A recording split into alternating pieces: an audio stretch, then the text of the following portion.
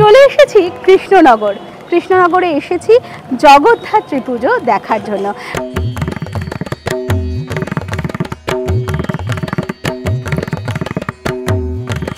বাড়ির দৌহিত্র বংশ হচ্ছি আমরা, ঠিক আছে। তার রাজার মহারাজ কৃষ্ণচন্দ্রের মধ্যম পুত্র ভৈরবচন্দ্র রায় এবং তার স্ত্রী ভবানী দেবীর 3 কন্যার বিবাহ হয়েছিল আমাদের বাড়ির পূর্বপুরুষদের সঙ্গে।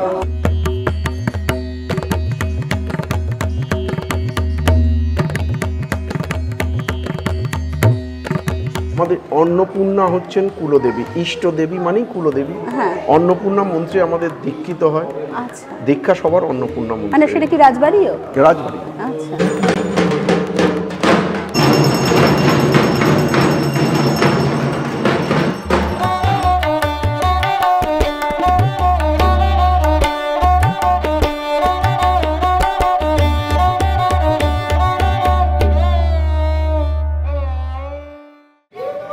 নমস্কার, আমি দেবশ্রী। পান্থজন কথায় আপনাদের সকলকে স্বাগত।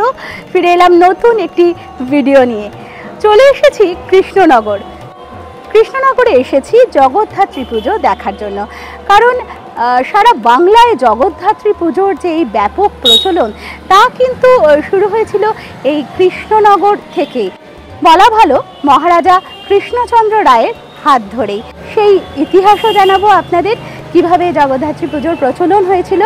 আমরা ঘুরে দেখব কৃষ্ণনগর রাজবাড়ি, এবং কৃষ্ণনগর রাজবাড়ির জগদ্ধাত্রী পুজো দেখার পর আমরা চলে যাব কৃষ্ণনগর রায়বাড়িতে, কারণ রাজবাড়ির সঙ্গে রায়বাড়ির পুজোর একটি সংযোগ রয়েছে। জানাবো সমস্ত ইতিহাস, সাথে থাকবেন। আমরা ঘুরে দেখব কৃষ্ণনগরের জগদ্ধাত্রী পুজো।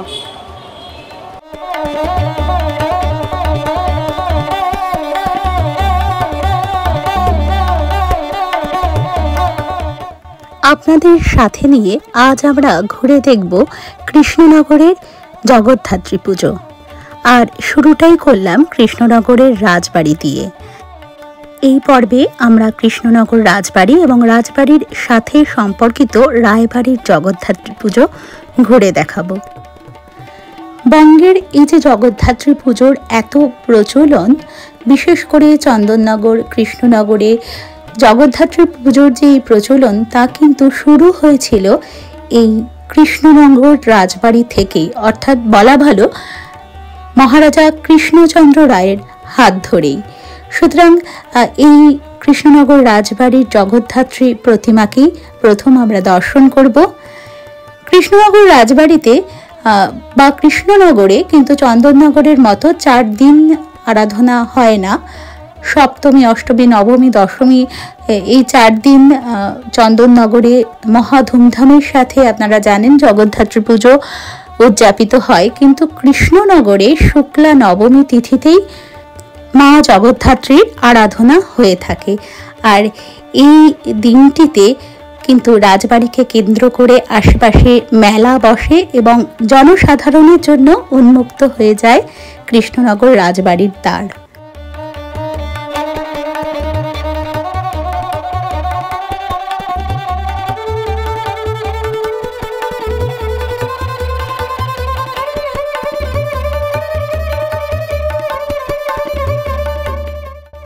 এই হলো রাজবাড়ির প্রবেশ পথ। এখানে আমরা এর আগেও এসেছি, যখন কৃষ্ণনগরে এসেছিলাম জগদ্ধাত্রী পুজোর প্রস্তুতি পর্ব দেখানোর জন্য, তখন মাতৃ প্রতিমা নির্মাণ হচ্ছিল, তাই আপনাদের দর্শন করাইনি, অসমাপ্ত প্রতিমা ছিল বলে। এইবারে আপনাদের পূর্ণাঙ্গ মাতৃ প্রতিমাকে দর্শন করাবো। আপনারা দেখতে পাবেন অপূর্ব সুন্দর রণরঙ্গিনী সাজে মা এই রাজবাড়িতে বিরাজ করেন। মায়ের প্রতিমার এই রূপ কিন্তু আর কোথাও দেখা যায় না কৃষ্ণনগর রাজবাড়ি ছাড়া। মা যেন একেবারে যোদ্ধার বেশে রয়েছেন। চলুন আমরা দর্শন করাই মাকে।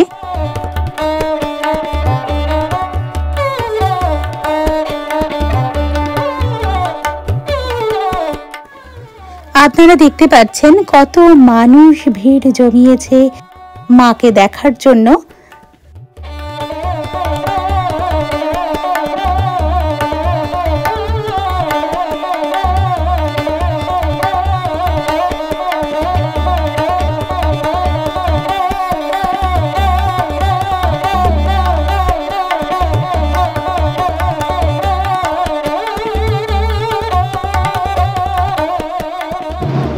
অপূর্ব সুন্দর মাতৃমূর্তি, এই মাতৃ প্রতিমারই স্বপ্নে দর্শন পেয়েছিলেন মহারাজা কৃষ্ণচন্দ্র।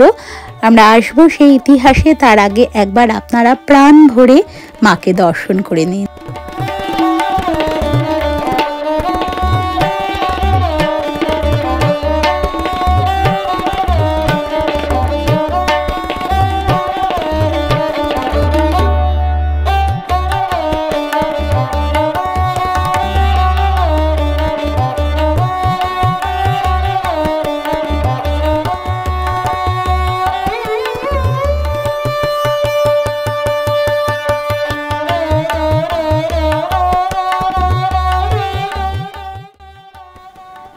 আপনারা বুঝতেই পারছেন কৃষ্ণনগর রাজবাড়ির এই প্রতিমা কেন বিশেষ। এই যে সিংহ দেখছেন, যার রূপটি অনেকটা ঘোড়ার মতো, যাকে বলা হয় ঘোড়া দাবা সিংহ, সেই সিংহ কিন্তু একেবারে সামনের দিকে রয়েছে, আর মা তার উপরে আসীন, এক হাতে শঙ্খ আর এক হাতে চক্র, বাকি দুই হাতে ধনুর বাণ। মা যেন যুদ্ধে যাচ্ছেন, রক্তবর্ণা এবং রক্ত বস্ত্র পরিহিতা। মায়ের রংটি যেন সকালবেলার সূর্য ওঠার পরে যে রং হয়, একেবারে প্রভাতের সেই সূর্যের লালিমার রং মায়ের গায়ে। মহারাজা কৃষ্ণচন্দ্র এই রূপটিরই স্বপ্নাদেশ পেয়েছিলেন। একবার কর দিতে সঠিক সময় না পারার জন্য দুর্ভাগ্যবশত মুর্শিদাবাদের নবাবের কাছে মহারাজা কৃষ্ণচন্দ্রকে বন্দী হতে হয়েছিল। যেই দিন তিনি মুক্তি পেয়েছিলেন সেই সময়টা ছিল আশ্বিন মাস, দুর্গাপুজোর সময়। রাজা কৃষ্ণচন্দ্র দ্রুত জলপথে নৌকায় করে তিনি রওনা দিয়েছিলেন, যাতে তাড়াতাড়ি তিনি পৌঁছে দুর্গাপূজা করতে পারেন। কিন্তু সঠিক সময়ে পৌঁছানো সম্ভব হলো না। যখন রাজার নৌকা নদিয়ার রুকুনপুর ঘাটে এসে পৌঁছালো, সেই দিনটি ছিল বিজয়া দশমীর বিকেলবেলা। মায়ের বিসর্জনের বাদ্যি তখন বাজছে। ক্লান্ত অবসন্ন মহারাজা তখন ঘুমে খানিক ঢলে পড়েছেন। এই অল্প নিদ্রাকালে তিনি এক স্বপ্নাদেশ পান। স্বপ্নে তিনি এক দেবী মূর্তির দর্শন পান, যিনি মা দুর্গা ছিলেন না। তার ত্রিনয়ন, চারটি হাত এবং তিনি রক্ত বস্ত্র পরিহিতা। সাদা রঙের এই ঘোড়ারূপী যে সিংহ, অর্থাৎ নরসিংহের উপর যোদ্ধার মতন মা আসীন হয়ে আছেন। মায়ের এক হাতে শঙ্খ, অপর হাতে চক্র, বাকি দুই হাতে ধনুর্বাণ। স্বপ্নে সেই দেবী মহারাজা কৃষ্ণচন্দ্রকে আদেশ দেন, কার্তিক মাসের শুক্লা নবমী তিথি, অর্থাৎ সেই সময় ছিল আশ্বিন মাস এবং তার পরবর্তী যে শুক্লা নবমী তিথি, সেই তিথিতেই সপ্তমী, অষ্টমী, নবমী পূজা করলে দুর্গাপূজার অনুকল্প হবে। বলা বাহুল্য, মহারাজা কৃষ্ণচন্দ্রের স্বপ্নের সেই দেবী ছিলেন মা জগদ্ধাত্রী। তারপরে মহারাজা কৃষ্ণচন্দ্র মহা ধুমধামের সাথে কৃষ্ণনগরে জগদ্ধাত্রী পুজোর আয়োজন করলেন এবং তারপর থেকেই বলা হয় ধীরে ধীরে সমগ্র বঙ্গ জুড়ে জগদ্ধাত্রী পূজা প্রচলন ব্যাপকভাবে শুরু হয়। যদিও জগদ্ধাত্রী পূজা তুলনামূলকভাবে দুর্গাপূজা তুলনায় কমই হয়, তবু কৃষ্ণনগর, চন্দননগর ধীরে ধীরে এই যে জগদ্ধাত্রী পূজার ব্যাপ্তি, তা প্রথম শুরু হয়েছিল মহারাজা কৃষ্ণচন্দ্রের হাত ধরেই।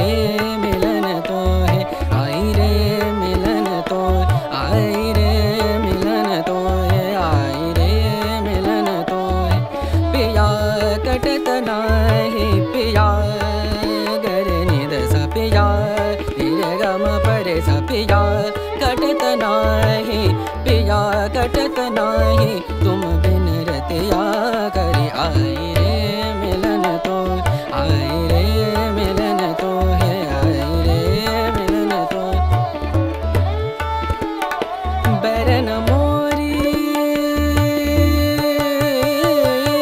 बरन मोरी, बरन मोरी ननद ऐसी, बरन मोरी ननद ऐसी, बड़ी पाछे रहत जान गुनी, कहूँ कैसे हमसे नित देत गारी, आई रे मिलन तो, आई रे मिलन तो, आई रे मिलन तो है, आई रे मिलन तो, आई रे मिलन तो, आई रे मिलन तो, आई रे मिलन तो, आई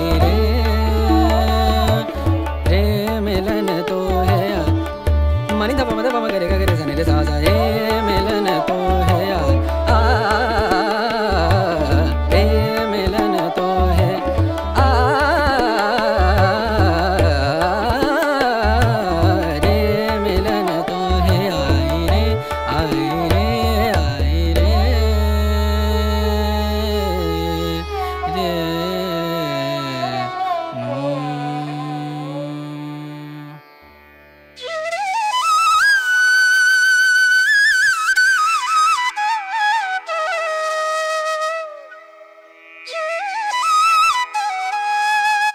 মাকে দর্শন করার পর এবার আমরা ঘুরে দেখব রাজবাড়ির অন্যান্য অংশ। অপূর্ব সুন্দর নাট মন্দির আপনারা তো দেখতেই পেলেন, এবং তার সাথে রয়েছে একটি মিউজিয়াম। চারিদিকে কৃষ্ণনগরের যে রাজপরিবারের ব্যবহৃত নানা জিনিস রাখা থাকে। আর এই যে অপূর্ব সুন্দর চালচিত্র দেখছেন, এখানে রয়েছে একটি দুর্গা প্রতিমার মডেল, এবং তার উপরেরই এই চালচিত্রটি অপূর্ব সুন্দর, সেই কারণে আপনাদের দেখিয়ে নিচ্ছি।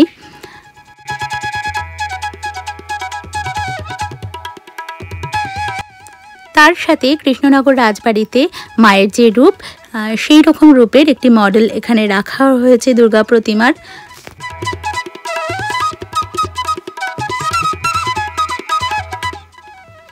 সমগ্র নাট মন্দির জুড়ে বিভিন্ন অংশে এই অপূর্ব সুন্দর পঙ্খের কাজ দেখা যায়। এই পঙ্খের কাজগুলো দেখলে বোঝা যায় যে বাংলার শিল্পীরা কত গুণী ছিল, কি অদ্ভুত সুন্দর পঙ্খের কাজ তারা করেছিলেন। আমরা বিভিন্ন মন্দিরে গিয়েছি, এই বান্ধজন কথা চ্যানেলটিতেও রয়েছে, বিভিন্ন মন্দির গাত্রে এ ধরনের অপূর্ব সুন্দর পঙ্খের কাজ আপনাদের দেখিয়েছিলাম। সেই সময় সমগ্র বাংলা জুড়ে বিভিন্ন মন্দিরের গাত্রে এই ধরনের অপূর্ব সুন্দর পঙ্খের কাজ, টেরাকোটার কাজ করা হতো।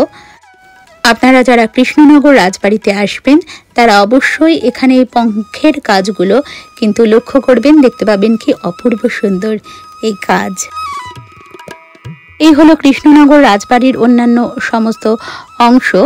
এখানে যে লাল বাড়ি দুটো দেখছেন ছোট, এই বাড়ি দুটো কিন্তু দেখুন চাকা লাগানো। আগে হাতি দ্বারা এক স্থান থেকে অন্য স্থানে নিয়ে যাওয়া যেত এই বাড়ি।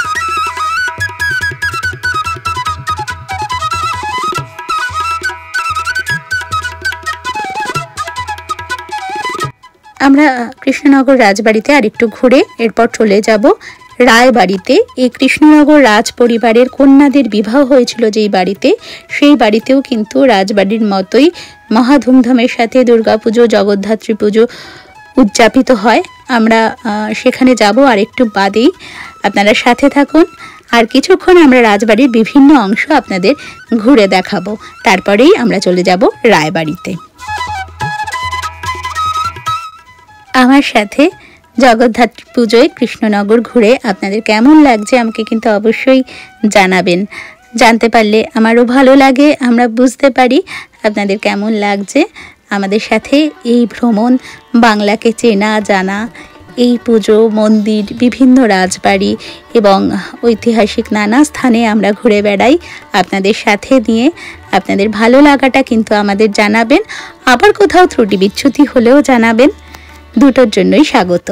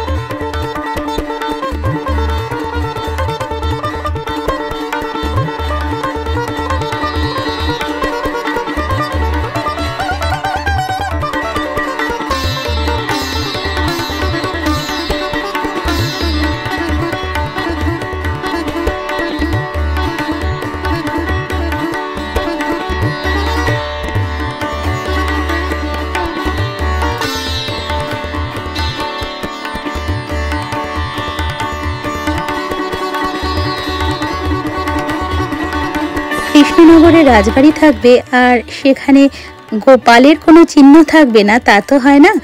এখানে সস্ত্রীক রয়েছেন গোপাল ভাঁড়ও। আমরা রাজবাড়ি থেকে বেরিয়ে এলাম। এই রাজবাড়ির খুব কাছেই অবস্থিত রায়বাড়ি, রায় পরিবারের যে পুজো হয় সেখানে, সেই পুজো আমরা দেখতে যাব। আমরা চলে এসেছি রায় পরিবারের পুজো দেখতে। আপনারা দেখতেই পাচ্ছেন বাড়িটি।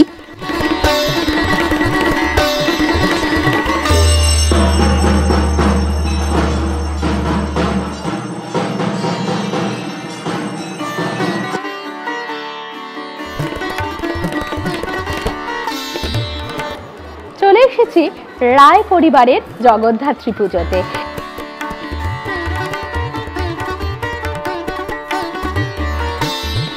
এই পুজোর সঙ্গে রাজবাড়ির পুজোর একটি সংযোগ আছে, কারণ রাজা কৃষ্ণচন্দ্র রায়ের আমলে তার কন্যাদের বিবাহ হয়েছিল এই বাড়িতে,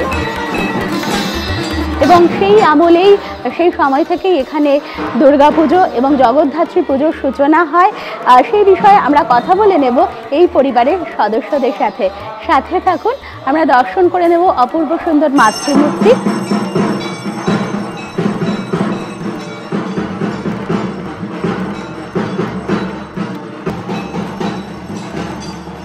তার আগে আপনারা এই ভিডিওটি কে কোথা থেকে দেখছেন আর কেমন লাগছে ভিডিওটি অবশ্যই আমাকে লিখে জানাবেন।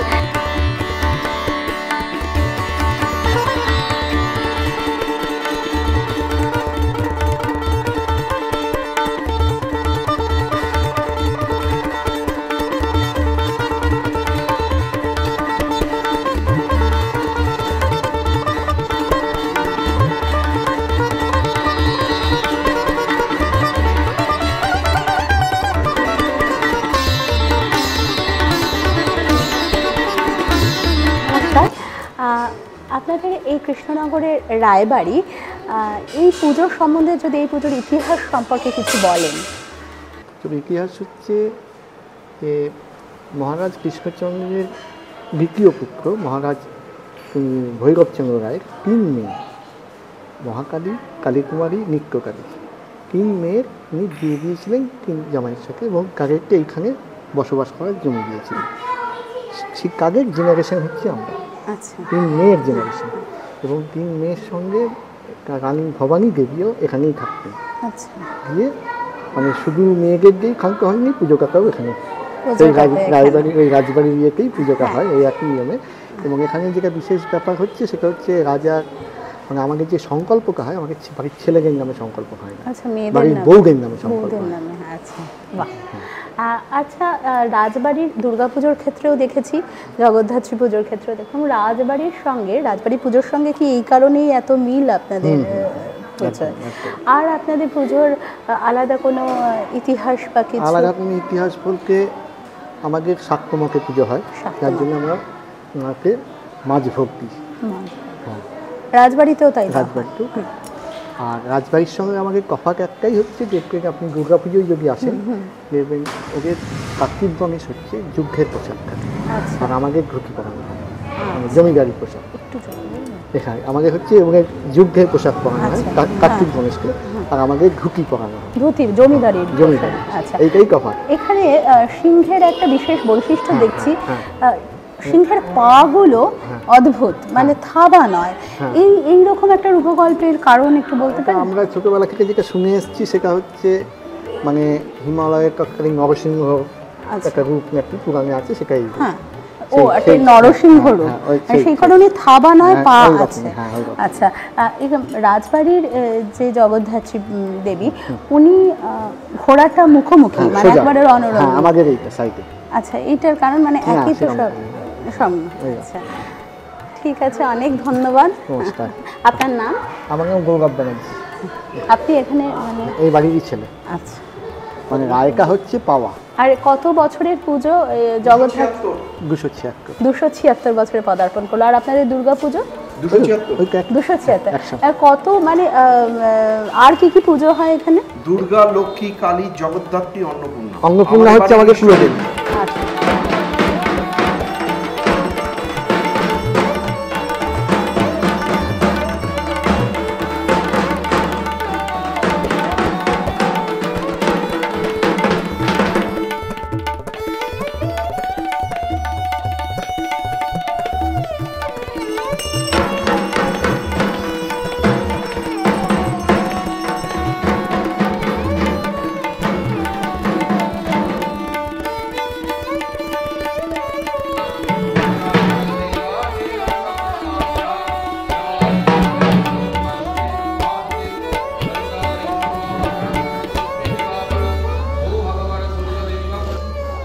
আপনাদের পুজোর সঙ্গে রাজবাড়ির পুজোর একটা অদ্ভুত মিল পাওয়া যায়, তার কারণটা উনি বললেনই। এখানে রাজবাড়ির দৌহিত্র বংশ হচ্ছি আমরা, ঠিক আছে। তার রাজার মহারাজ কৃষ্ণচন্দ্রের মধ্যম পুত্র ভৈরবচন্দ্র রায় এবং তার স্ত্রী ভবানী দেবীর 3 কন্যার বিবাহ হয়েছিল আমাদের বাড়ির পূর্বপুরুষদের সঙ্গে। তখন স্থান, কুল, মান, শীল এই 4টে জিনিসের ওপর পাত্র নির্বাচন করা হতো। তো রাজকন্যাদের বিয়ে হয়েছিল আমাদের বাড়িতে। তখন পর্দানসীন সবাই ছিলেন, রাজকন্যারা বেরোতে পারতেন না। তারা মহারাজের কাছে আবদার করলেন যে তারা শ্বশুর গৃহে রাজরাজেশ্বরী পুজোর প্রতিষ্ঠা করবেন। তখন কোন মহারাজ ছিলেন? মহারাজ কৃষ্ণচন্দ্র। ভবানী দেবী মারফত সেটি যায় মহারাজের কাছে। অনুমতিক্রমে শুরু হয়। তারা এসেছিলেন, এখানে রাজরাজেশ্বরী পুজো প্রতিষ্ঠা হয়। আচ্ছা, মানে ওনারাই এসে প্রতিষ্ঠা করে দিয়ে? একদম প্রতিষ্ঠা, ওদের অনুমতির সাপেক্ষে এটা প্রতিষ্ঠা হয়। আচ্ছা। এবং আগেকার দিনে সবাই আসতো, ন্যাচারালি যা হয় আর কি। রাজারা কি আসতেন তখন? হ্যাঁ, আমি নিজে চোখে দেখেছি।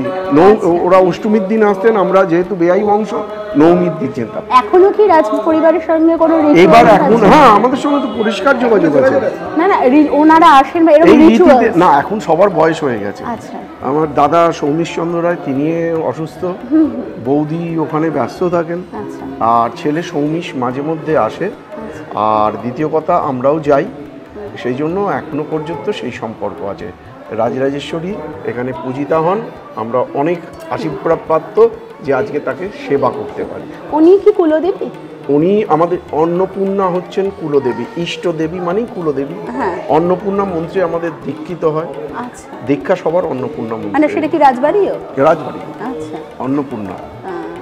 অন্নপূর্ণা পুজোও তো আমাদের তন্ত্র মতে পুজো হয়। ও বলেছে শাক্ত পুজো, তন্ত্র মানে শক্তির উপাসক। মানে 4 দিন, মানে ষষ্ঠী, সপ্তমী, অষ্টমী, নবমী, দশমী, ওই কারণে একদিনে। আমাদের এটা তো মহারাজের স্বপ্নাদৃষ্ট। সেই হিসেবে উনি কার্তিক মাসের নবমী তিথিতে জগদ্ধাত্রী পুজো প্রতিষ্ঠা করেন। জগদ্ধাত্রী পুজো অনেক আগে থেকেই ছিল, কিন্তু কৃষ্ণনগরে এটা অনেক বিতর্ক আছে। আমরা আমাদের পরিবারের তরফ থেকে সেই পরিবারের সঙ্গে সংযুক্ত হিসেবে আমরা এটুকুনি দাবি করতে পারি, তারা যা বলেছেন আমরা শিরোধার্য মনে করে চলছি। এটা গঙ্গাবক্ষেই তিনি ফিরছিলেন, ফিরতে গিয়ে স্বপ্নাদৃষ্ট হন, দুর্গাপুজো হয়ে যায়। উনি যেহেতু রাজরাজেশ্বরী পুজো করেন, সুতরাং সেক্ষেত্রে তিনি পুজো করতে পারেননি। হঠাৎ করে তিনি স্বপ্নাদৃষ্ট হন এবং ফিরে এসে সব পণ্ডিতদের ডাকেন, নবদ্বীপ সমাজের তখন পণ্ডিতরা আসেন, তাকে মত দেন যে তুমি এই পূর্ণ দুর্গাপুজোর ফল পাবে কার্তিক মাসের যদি নবমী তিথিতে জগদ্ধাত্রী পুজো করা যায়। রাজবাড়ির প্রতিমা কিন্তু ঘোড়ার মধ্যে, ওই ঘোড়া দাবার সিংহ বলা হয় ওটা। ঘোড়া দাবার সিংহ, যেহেতু দেবীর বাহন সিংহ, সেহেতু উনি দেখেছিলেন ঘোড়া দাবার সিংহ। আচ্ছা, এইটা হচ্ছে ওনার নরসিংহ রূপ, উনি যেরকম বললেন যে এটাকে বলা হয় ঘোড়া দাবার সিংহ, আর একটা হচ্ছে আফ্রিকান সিংহ। আচ্ছা, 2 রকমের সিংহ আছে। অনেকে বাড়িগুলোতে আফ্রিকান সিংহ করে, আমাদের স্বপ্নাদৃষ্ট মূর্তি অনুযায়ী যা উনি দেখেছিলেন ঘোড়া দাবার সিংহ, সেটাই। অনেক ধন্যবাদ। ধন্যবাদ আপনাদেরকেও। আমার নাম কৌশিক রায়, আপনাদের অনেক শুভেচ্ছা রইল, অভিনন্দন। এই বাড়ি? হ্যাঁ, ছেলে। আচ্ছা।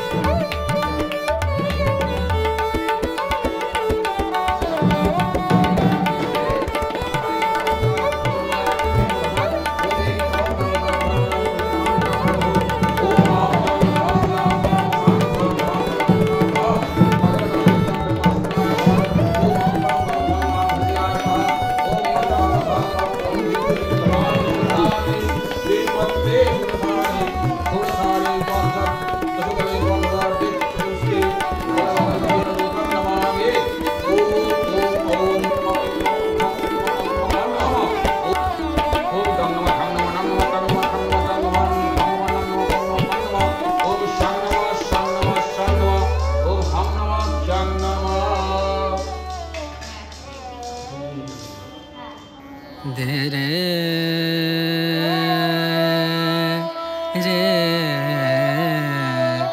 ना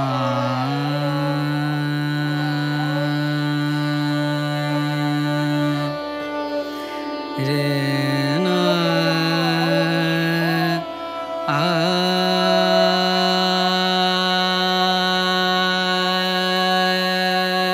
रे दे ना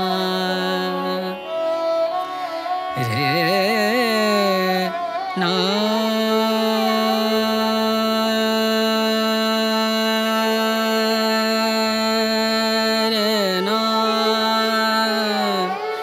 रे ना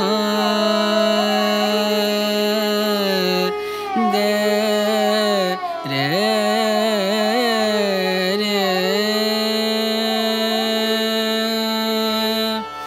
रे ना आ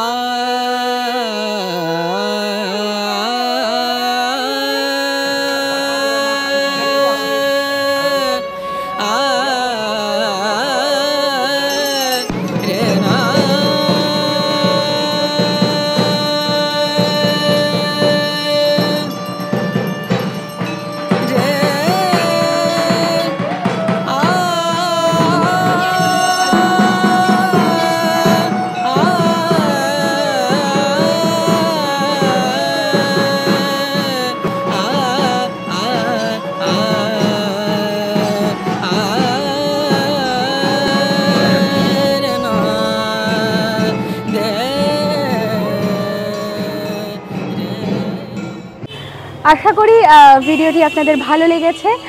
রাজবাড়ি এবং কৃষ্ণনগর রাজবাড়ি এবং কৃষ্ণনগর রায়বাড়ির জগদ্ধাত্রী পুজো আপনারা দেখলেন। ভিডিওটি ভালো লাগলে ভিডিওটিকে একটি লাইক করে দেবেন এবং কমেন্টে অবশ্যই আপনাদের মূল্যবান মতামত জানাবেন। আপনাদের মতামত জানতে পারলে আমি বুঝতে পারবো আপনাদের ভিডিওগুলো কেমন লাগছে, আর শেয়ার করে অন্যান্যদেরও দেখার সুযোগ করে দেবেন। আর যদি এখনও 5-6 জন কথা ইউটিউব চ্যানেলটিকে সাবস্ক্রাইব করা না হয়ে থাকে তাহলে চ্যানেলটিকে সাবস্ক্রাইব করার অনুরোধ রইল। সকলে খুব ভালো থাকবেন। জগদ্ধাত্রী পুজোর অনেক শুভেচ্ছা আপনাদের। তাড়াতাড়ি ফিরে আসবো নতুন একটি ভিডিও নিয়ে।